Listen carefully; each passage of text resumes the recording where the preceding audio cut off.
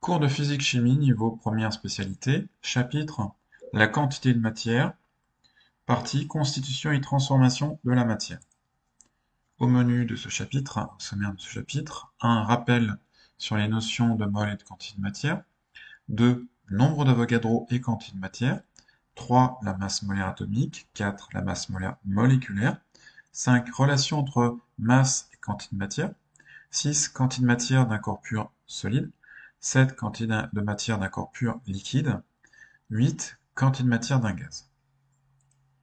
1. Rappel sur les notions de mol et de quantité de matière. Un nombre d'entités chimiques, donc qui peuvent être des atomes, des molécules ou des ions, peut être exprimé de deux manières différentes. Soit de manière directe en notant N majuscule le nombre d'entités chimiques. On peut alors par exemple dire que 24 g de carbone contient 1,204 fois 10 24 atomes de carbone, en notant N majuscule, indice C majuscule, qui représente le carbone, égale 1,204 fois 10 24 atomes. En utilisant une grandeur appelée quantité de matière, dans l'unité L à mol, de symbole MOL, on peut par exemple dire que 24 g de carbone contient 2,0 mol d'atomes de carbone, en notant N minuscule indice C majuscule égale 2,0 mol. Donc on retiendra principalement que la mol est un ensemble constitué de 6,02 fois 10 exposant 23 entités chimiques, toutes identiques. Exemple, dans une mole d'atomes de fer, il y a 6,02 fois 10 exposant 23 atomes de fer. Dans une mole de molécules d'eau, il y a 6,02 fois 10 exposant 23 molécules d'eau. Dans 2 moles de molécules de méthane, eh bien, on aura cette fois 2 fois 6,02 fois 10 exposant 23, ce qui donne 1,204 fois 10 exposant 24 molécules de méthane. Donc on retient qu'une quantité de matière est une grandeur que l'on exprime en mol et qui se note avec la lettre N minuscule. 2. Nombre d'Avogadro et quantité de matière. Le chimiste italien Amedeo Avogadro a défini un nombre qui fut appelé en son hommage nombre d'Avogadro. Ce nombre, noté Na, N majuscule, A majuscule en indice, a pour valeur 6,02 fois 10 exposant 23, et ce nombre coïncide avec le nombre d'entités dans une mole. Le nombre d'Avogadro est donc égal à Na, égale 6,02 fois 10 exposant 23. Le nombre d'Avogadro permet d'exprimer facilement la relation entre un nombre d'entités chimiques n et une quantité de matière n minuscule. Il correspond au facteur de proportionnalité entre ces deux grandeurs, d'où la formule suivante. Grand N, nombre d'entités, est égal à petit n, quantité de matière, fois Na, le nombre d'Avogadro. Dans cette formule, N majuscule est un nombre d'entités chimiques, nombre d'atomes, de molécules ou d'ions.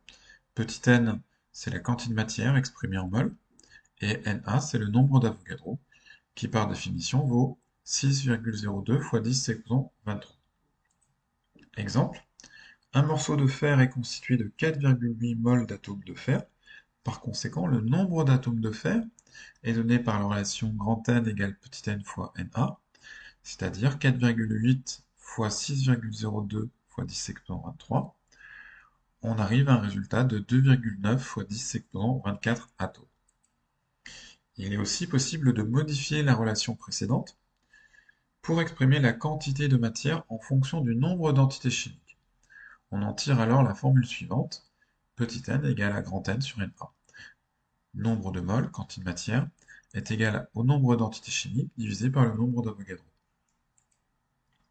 3. La masse molaire atomique. La masse molaire atomique est la masse possédée par une mole d'atome, c'est-à-dire 6,02 fois 10 exposant 23 atomes, tous identiques, c'est-à-dire caractérisés par le même numéro atomique Z, mais aussi le même nombre de nucléons, A. La masse molaire atomique est notée M majuscule, avec éventuellement le symbole atomique mentionné entre parenthèses ou en indice. et son unité est le gramme par mol, noté G.mol-1.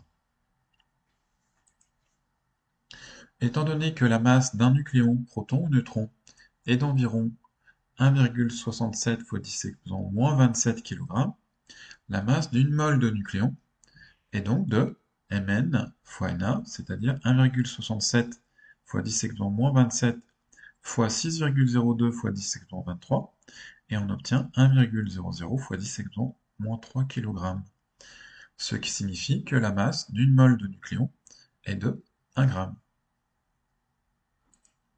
La conséquence de ce résultat est que si le noyau d'un atome comporte 5 nucléons, alors une mole de cet atome contient 5 moles de nucléons et a une masse de 5 g.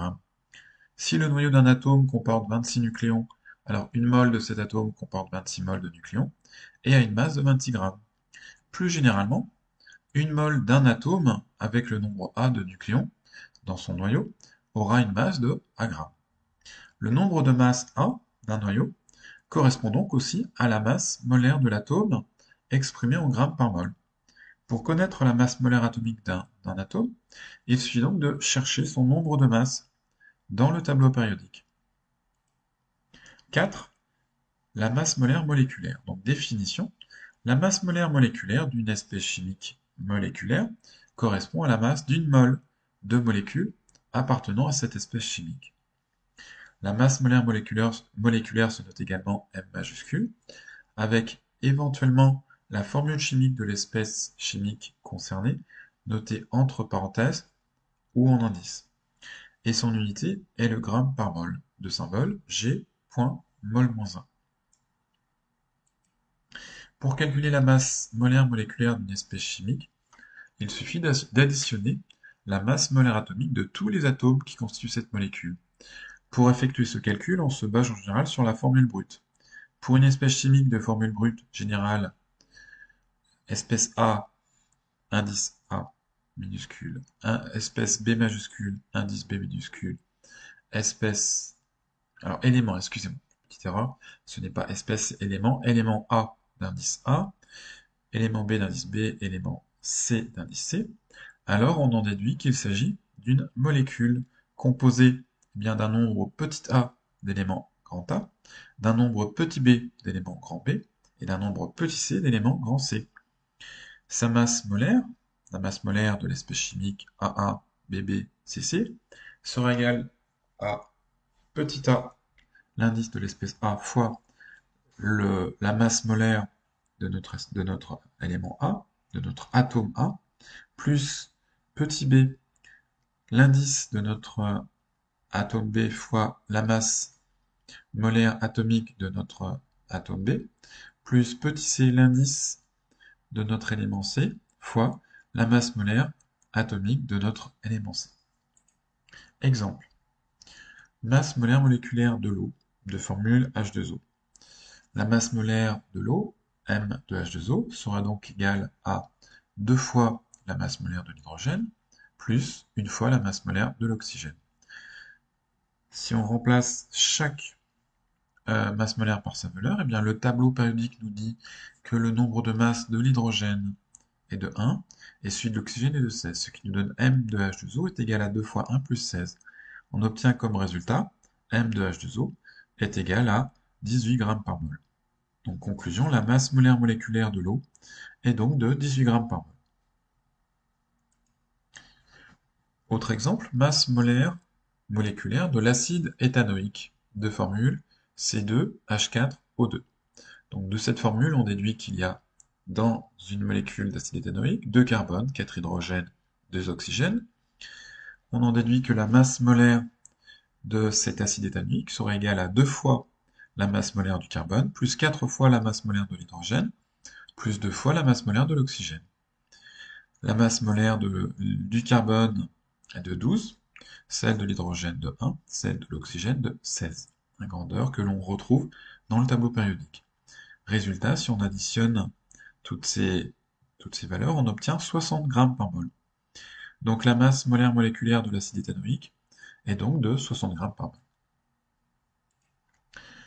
5. Relation entre masse et quantité de matière. Si un corps pur de quantité de matière n, petit n, possède une masse molaire grand M, alors sa masse petit m correspond au produit de la quantité de matière par la masse molaire, ce qui peut se traduire par la formule suivante. Masse petit m est égal à masse molaire grand M fois petit n la quantité de matière. Donc dans cette relation, petit n est la quantité de matière exprimée en mol, grand M est la masse molaire exprimée en grammes par mol, G mol moins 1, m, petit m minuscule, est la masse du corps en grammes. Il est possible, à partir de la formule précédente, d'obtenir une relation qui permet de calculer la quantité de matière. Petit n égale petit m sur grand M. On peut aussi exprimer la masse molaire en fonction de la masse et de la quantité de matière. Masse molaire grand M est égale à masse petit m sur quantité de matière petit n. 6. Quantité de matière d'un corps pur solide. Il est possible de trouver la quantité de matière d'un corps pur solide à partir de la méthode suivante. Étape 1, déterminer la masse m du corps à l'aide d'une balance. Étape 2, déterminer la masse molaire grand M de l'espèce chimique. Étape 3, utiliser la relation petit n égale petit m sur grand M afin de déterminer la quantité de matière petit n.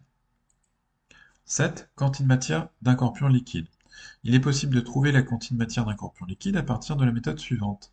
Étape 1, déterminer le volume du liquide, à l'aide d'une éprouvette graduée par exemple.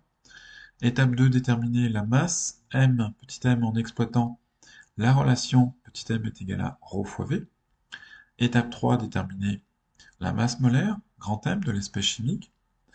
Petit 4, utiliser la relation petit n est égal à petit m sur grand M afin de déterminer la quantité de matière n minuscule.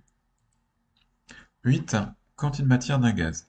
Le volume d'un gaz est plus facilement mesurable que sa masse, et c'est de préférence ce dernier que l'on exploite pour exprimer la quantité de matière d'un corps gazeux. La loi d'Avogadro-Ampère établit que des volumes égaux de gaz contiennent toujours la même quantité de matière. À une température et sous une pression donnée, un volume contient toujours la même quantité de matière de gaz qui ne dépend pas de sa nature. 1 litre de dioxyde de carbone comporte la même quantité de matière qu'un litre de dioxygène, ou qu'un litre de méthane, ou qu'un litre d'ozone, etc. Le volume molaire des gaz est noté Vm, V majuscule, indice M minuscule.